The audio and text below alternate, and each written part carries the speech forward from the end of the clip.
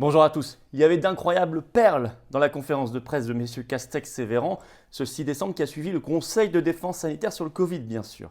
On va les décrypter ensemble. Ils se prennent les pieds dans le tapis, ils font des aveux sans s'en rendre compte. On va parler aussi de ce qu'il faut penser de cette histoire de refermeture des discothèques, les enfants, etc. Bref, vous allez voir, nous allons décrypter ensemble pour se donner de la force pour résister, sachant qu'on a évité le pire.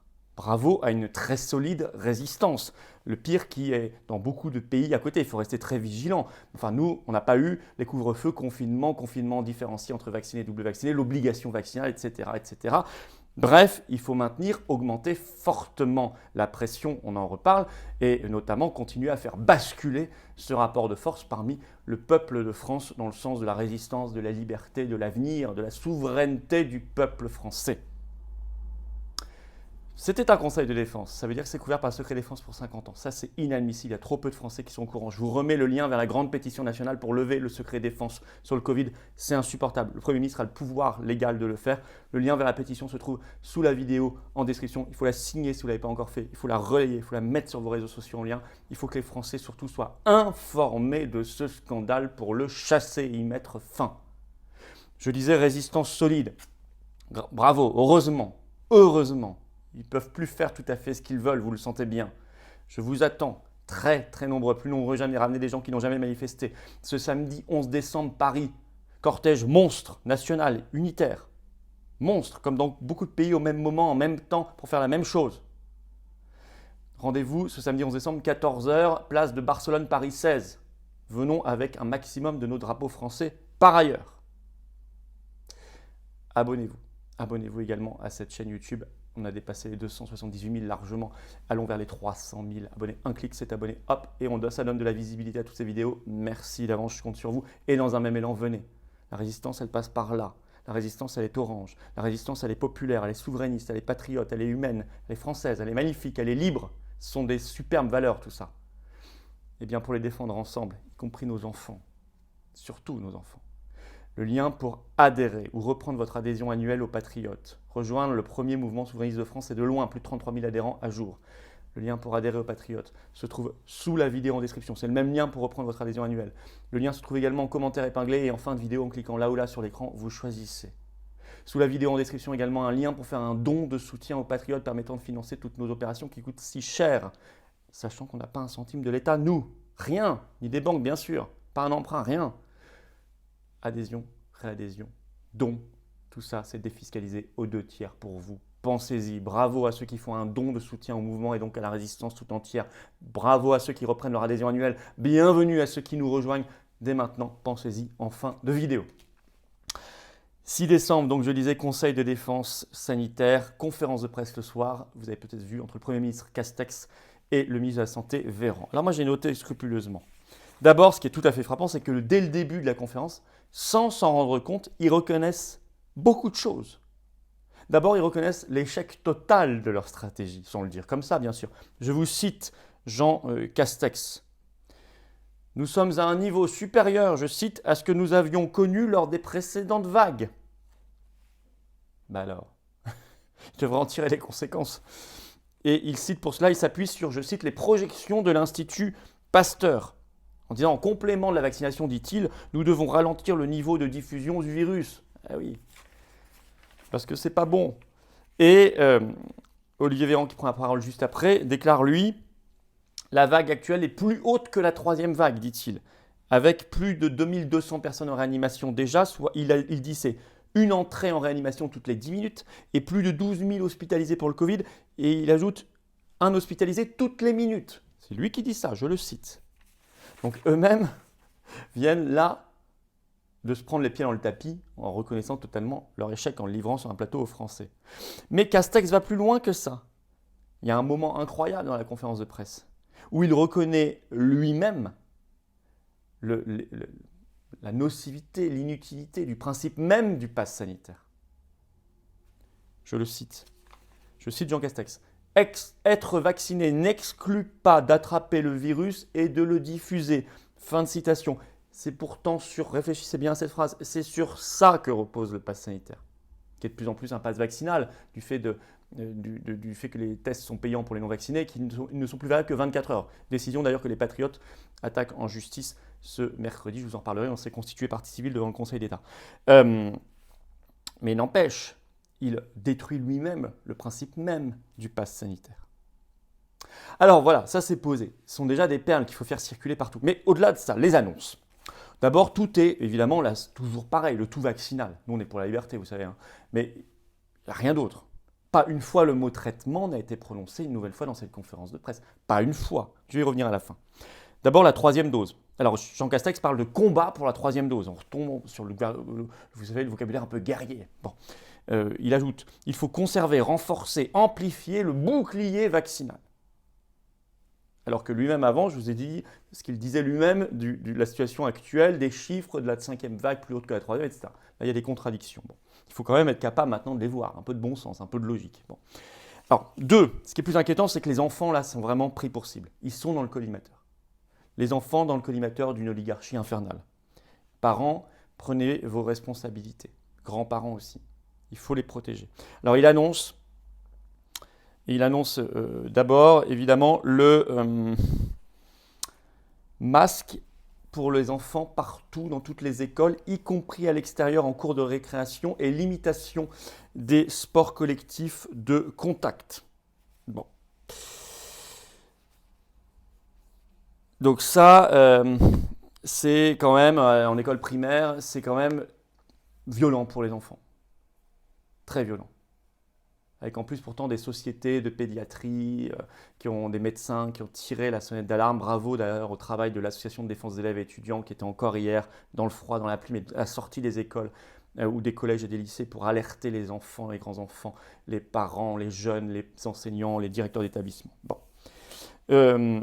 2, évidemment, maintenant, ils vont aller mettre la pression à fond sur la vaccination des 5-11 ans. Et alors là, Jean Castex déclare « La perspective d'accéder à la vaccination pour eux est maintenant proche, à partir du 15 décembre pour les 5-11 ans qui ont des comorbidités. » Et Olivier Véran ajoute ceci, je le cite, « Nous avons organisé toute la logistique pour vacciner 6 millions d'enfants de 5 à 11 ans. » Alors d'abord, j'ai calculé, il n'y a pas 6 millions d'enfants en France de 5 à 11 ans, il y en a moins que ça.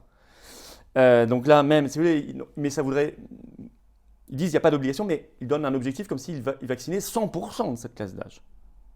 Et il dit que ce sera prêt dès le 20 décembre dans les centres de vaccination et dès le 27 décembre pour la médecine de ville. Et il dit qu'on a déjà en ce sens l'avis favorable du professeur Fischer, vous savez, le monsieur vaccin du gouvernement. Pas une fois le mot balance bénéfice-risque n'a été prononcé, pas une fois le mot effet secondaire n'a été prononcé, pas une fois le mot intérêt de l'enfant n'a été prononcé, rien. Ça, c'est la partie, je vais vous dire, pour moi, la plus choquante de la conférence de presse. J'en appelle à la responsabilité des parents et des grands-parents. Les parents surtout, bien sûr. Mais nous-mêmes, nous continuerons de porter encore plus fort cette affaire dans la résistance, par tout moyen. Alors, autre annonce, là, ils vont s'introduire un peu dans la sphère professionnelle et même la sphère privée et familiale. Des restrictions. Je cite Jean Castex. Tous les événements festifs et conviviaux dans les sphères professionnelles et privées doivent être restreints. On doit arrêter jusqu'aux fêtes de fin d'année. Y compris dans la sphère privée, ajoute Jean Castex. Et pour les manifestations et événements à l'extérieur, type marché de Noël, évolution des protocoles, renforcement du pass sanitaire, etc. et des contrôles. Bon. Mais là, moi, ça m'a fait penser à une chose. Ah oui, on parle d'événements festifs et de ça. Et la petite fiesta faite par Macron et ses copains après le match de foot mi-octobre à l'Élysée. On les a tous vus là, s'embrasser, s'enlacer, sans masque, sans rien. C'est pas que ça me choque à la limite. Ce qui me choque, c'est qu'eux le fassent alors qu'ils font des leçons aux Français et qu'ils donnent des amendes aux Français à côté. Et puis Jean Castex lui-même, petite fiesta aussi, c'était le 16 novembre, ministère de l'Intérieur avec Gérald Darmanin, des élus des Hauts-de-France. Pareil, la fiesta, ça s'embrassait, etc. 16 novembre. Le 2 poids 2 mesures de la société de caste covidiste. Par ailleurs, les contrôles, la répression, la surveillance. Ça, c'est un autre axe. Alors ça, je cite Jean Castex. Les contrôles seront plus scrupuleux et systématiques du pass sanitaire, dit-il. Renforcement des contrôles par les forces de police. Pareil, policiers et gendarmes, vous n'êtes pas obligés de mettre un zèle particulier à aller flasher des QR codes dans des restaurants, des bars ou des cafés. Vous avez d'autres choses à faire avec les vrais délinquants et les vrais criminels.